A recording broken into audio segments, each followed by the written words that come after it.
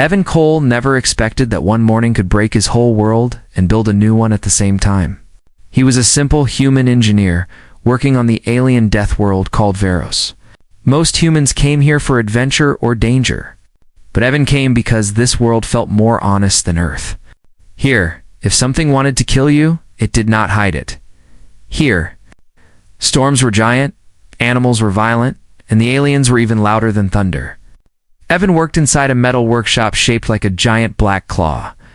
He loved fixing broken machines and old alien weapons. His hands were covered in grease, his hair full of metal dust, and his mind full of peace. Everything was normal until a sharp alarm broke the silence. A red light flashed above his desk. Red meant emergency. Red meant someone was dead. Evan wiped his hands and opened the message. His eyes stopped breathing when he read the first line. General Arkar is dead, and his last will names you for a moment. Evan thought this was a mistake. Arkar was not just any alien. He was a legend of the ractal species, a warrior who could break stone with his fists, a leader who could silence an entire army with one command.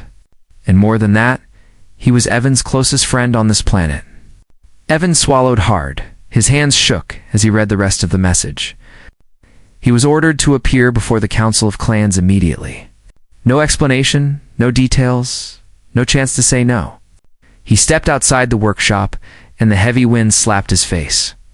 The sky above Veros always looked like it was angry. Dark purple clouds moved like waves, lightning crackled behind them, and the ground trembled under giant beasts walking far away. Evan walked through the alien capital. Tall stone towers shaped like claws pointed toward the sky. Red-skinned aliens with golden eyes watched him closely. Humans were rare here. Most aliens believed humans were weak and soft. So seeing a human called by the council was confusing and suspicious for everyone.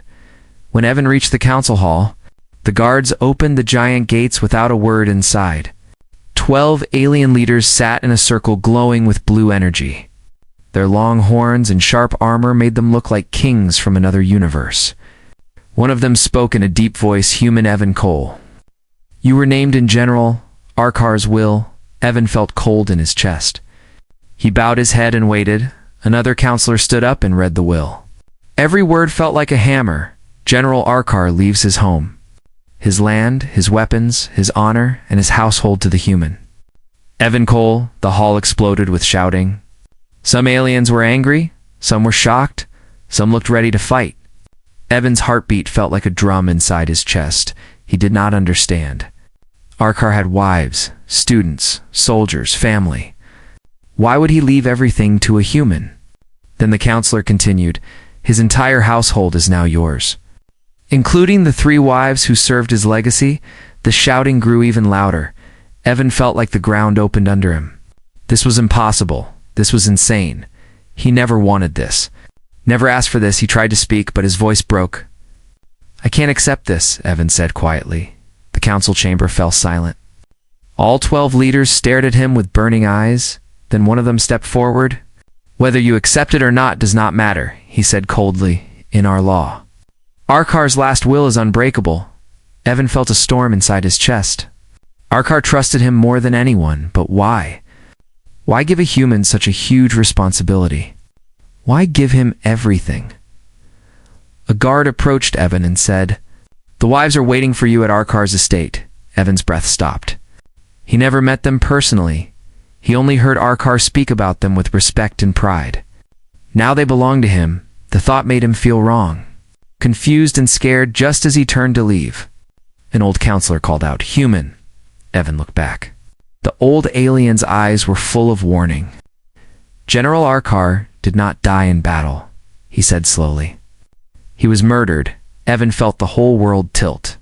His legs felt weak. Another voice whispered, And whoever killed him will come for you next. Evan walked out of the council hall with fear crawling up his spine. He now understood why Arkar left everything to him, not for honor, not for tradition, but because Arkar knew something. Arkar trusted him more than anyone. And now, Evan had the target that killed his friend. This was the message that changed Evan's life. The message that forced him into a storm he never wanted. and the message that would lead him straight into the most dangerous fight of his life. The alien wives who bowed to a human Evan reached General Arkar's estate just before nightfall. The sky of Veros burned orange and purple like fire trapped inside clouds. Strong winds moved across the ground, carrying dust that glittered like metal under the fading light. The estate stood at the edge of the capital, a massive stone fortress carved into a mountain's side. Evan hesitated at the entrance, feeling the weight of Arkar's will pressing on his shoulders. Two giant alien guards opened the main gate for him, their eyes following every step he took. Inside the courtyard, everything felt too quiet. No training soldiers, no shouting, no sound of metal clashing, only silence. A silence filled with fear, waiting, and unanswered questions. Evan entered the grand hall, and his breath almost stopped. 3 alien women stood in a line facing him. They were tall, elegant, and each looked strong in a different way. They did not look weak or helpless. They looked like warriors who carried the weight of a dead legend. The first one stepped forward. She had deep blue skin and silver markings on her face. Her eyes were calm and sharp. "I am Sira, first wife of Arkar," she said softly. Her voice felt like cold water, steady, controlled, and full of hidden knowledge.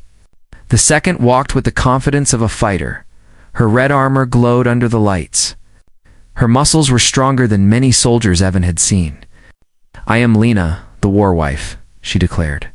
Her gaze felt like a blade testing his courage.